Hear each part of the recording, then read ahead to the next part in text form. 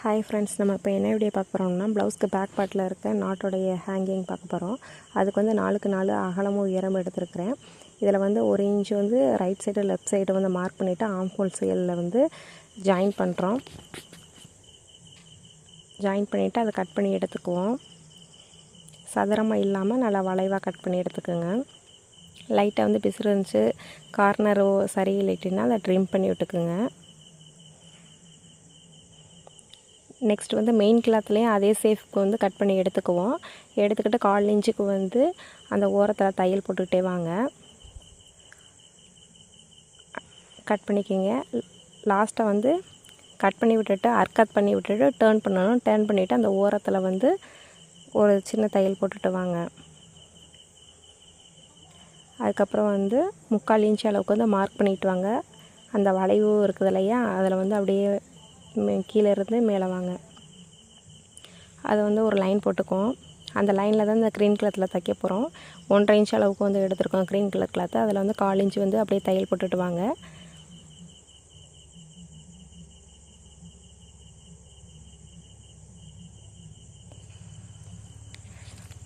அப்படியே மெதுவாக பொறுமையாக தையல் போட்டுட்டு வாங்க. நெக்ஸ்ட் வந்து அது மேலே வந்து திருப்பி படிமான தையல் போடுறோம். அதை நம்ம பிசுறு தெரியாமல் நம்ம லெவல் பண்ணி தைக்கிறோம்.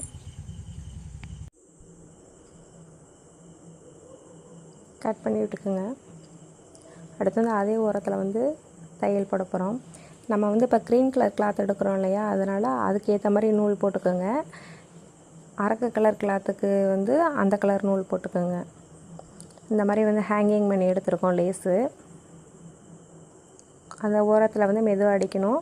அதில் வந்து பீடு இருக்கிறதுனால மெதுவாக பொறுமை தைங்க, ஊசி வந்து உடஞ்சிராம. பின்னாடி தையல் கரெக்டாக இருக்குதா என்னென்னு செக் பண்ணிக்கோங்க. இந்த மாதிரி தான் அவுட்லுக் இருக்கும். இதை நம்ம என்ன பண்ண போகிறோம்னா நாட் கயிறு வச்சு அந்த ஓரத்தில் வந்து தையல் போட போகிறோம். கார்னரில் வந்து அப்படியே மடக்கி விட்டுட்டு ஒரு தையல் போடுங்க. அந்த பீடை வந்து லெஃப்ட் சைடு வந்து ஒதுக்கி விட்டுக்குங்க. ரஃப் தையல் போட்டுக்குவோம். மறுபடியும் இன்னொரு தையல் போட்டுக்கலாம்.